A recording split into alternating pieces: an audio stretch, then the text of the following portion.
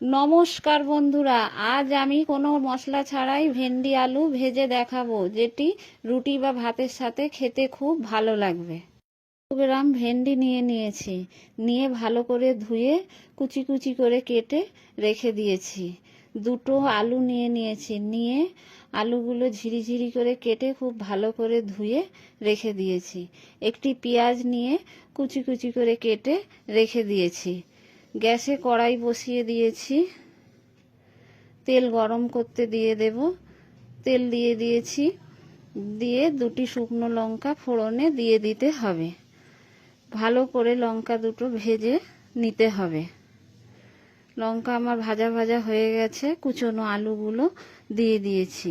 1 চামচ লবণ দিয়ে দিলাম, 1 চামচ হলুদ দিয়ে দিলাম, দিয়ে ভালো করে নেড়ে চেড়ে আধ ভাজা করে নিতে হবে। করে নিয়ে আলুগুলো আধ ভাজা মতো করে নিয়ে কুচনো পেঁয়াজগুলো দিয়ে আলুর সাথে বেশ কিছুক্ষণ ধরে নেড়ে চেড়ে নিতে হবে। খানিকটা ভাজা করে নিতে হবে পেঁয়াজ আর আলু, নিয়ে আবার কুচনো ভেন্ডিগুলো দিয়ে দিতে হবে। ভেন্ডি দিয়ে দিয়েছি, দিয়ে স্বাদ মতো লবণ দিয়ে দিব। যেহেতু এতে আগে লবণ দেয়া ছিল, তাই অল্প লবণ দিয়েছি।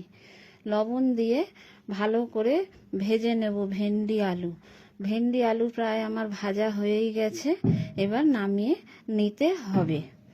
নামানো হয়ে গেছে, দেখুন বন্ধুরা, ভেন্ডি আলু ভাজা আমার তৈরি হয়ে গেছে।